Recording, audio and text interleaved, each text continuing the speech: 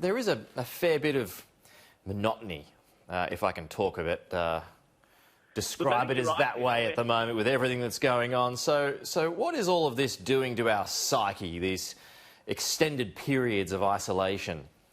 Look, and here listening to Peter, listening to Tom you were just speaking to, I think he made the right point. We're sort of in this adaptation phase where we've had this sort of unintended experiment of all of us kind of imprisoned for weeks.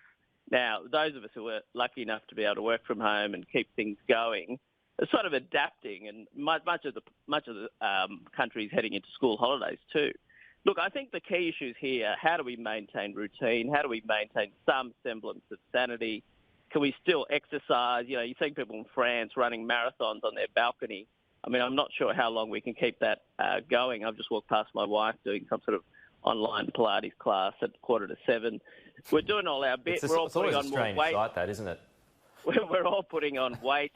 We're all drinking more. So, I mean, it's very difficult to, keep on going like this.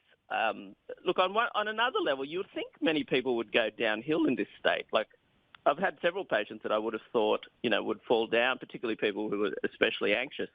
But interesting for some of them, they're saying they're not actually getting worse because they're sharing this with others, whereas normally they feel overwhelmed by their own sort of worries. So learn something new, Doctor.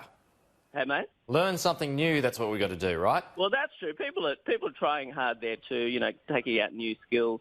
And even what Tom was alluding to there, I think at the same time, while there's a sense of anticipation that some of this will be released a little. So I think we do need to be careful that, I felt the same way on the long weekend where I thought, okay, I think I can let loose and maybe visit my mother.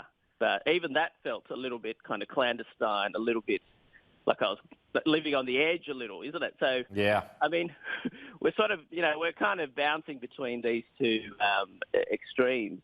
So we're holding up, but ultimately it's one where we're all kind of imprisoned and alone, but our biggest resource is that we're sharing it with everybody else. So I think people are doing a good job of reaching out on every form, using every kind of technology.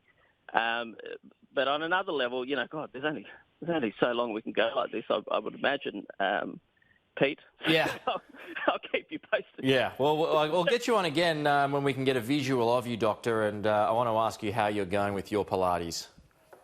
All right? Okay, mate. We'll chat to you soon. Thanks, Peter.